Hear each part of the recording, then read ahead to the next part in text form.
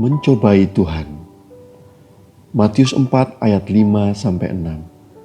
Kemudian iblis membawanya ke kota suci dan menempatkan dia di bubungan bait Allah.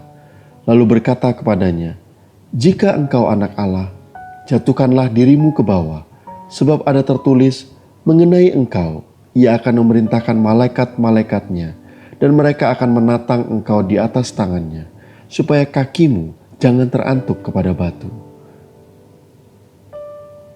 Jika pencobaan yang pertama yang dialami Yesus bertujuan agar ia tidak percaya kepada Bapanya, maka pencobaan yang kedua mencoba Yesus untuk terlalu percaya kepada Bapanya, sehingga mencari bahaya dengan cara meloncat dari bubungan bait Allah. Setan juga sering mencobai kita untuk menjadi terlalu percaya kepada Allah. Kita harus benar-benar bisa membedakan mana yang tindakan iman dan mana yang mencobai Tuhan. Misalnya, sengaja berurusan dengan kuasa gelap karena percaya Allah bisa melindungi. Sengaja makan makanan yang berbahaya bagi kesehatan tubuh dengan keyakinan bahwa Tuhan pasti lindungi dari sakit penyakit. Seperti sengaja makan durian berlebihan atau makan sate kambing padahal punya riwayat hipertensi. Sengaja tidak belajar saat ujian karena yakin bahwa Tuhan menolong dan memberikan jawaban ujian. Itu semua disebut mencobai Tuhan.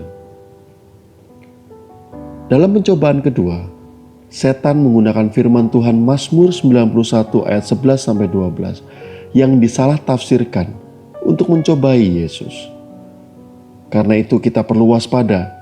Tidak semua orang yang menggunakan ayat-ayat Alkitab memberikan pengajaran yang benar. Penyesat bisa mencari-cari dasar Alkitab untuk mendukung pandangan mereka. Sebagai contoh untuk diwaspadai adalah orang-orang yang menggunakan Yohanes 14 ayat 28 untuk mengatakan bahwa Yesus lebih rendah daripada Bapa. Padahal ayat itu jelas menyoroti Yesus sebagai manusia.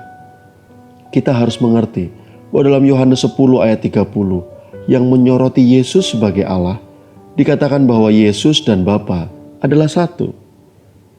Demikian juga ada yang menggunakan 2 Korintus 8 ayat 9 untuk menekankan bahwa orang Kristen itu harus kaya. Padahal kalau kita membaca konteks dari ayat tersebut, jelas bahwa yang dimaksudkan adalah kaya secara rohani atau spiritualitas, bukan kaya jasmani, harta benda di bumi. Satu hal yang harus kita perhatikan adalah setan juga tahu Alkitab. Ia tahu firman yang telah diberikan Tuhan dan bahkan mengakuinya. Karena itu, kalau kita tidak mau belajar dan menghafal firman Tuhan, kita akan mudah ditipu oleh pengetahuannya akan firman Tuhan yang menyesatkan, terutama dalam penerapannya. Mencobai Tuhan juga berarti memaksakan kehendak agar Tuhan melakukan apa yang kita inginkan sekarang juga. Dan biasanya, perilaku memaksakan kehendak hanya dilakukan oleh anak kecil, orang yang belum dewasa. Bagaimana dengan Anda?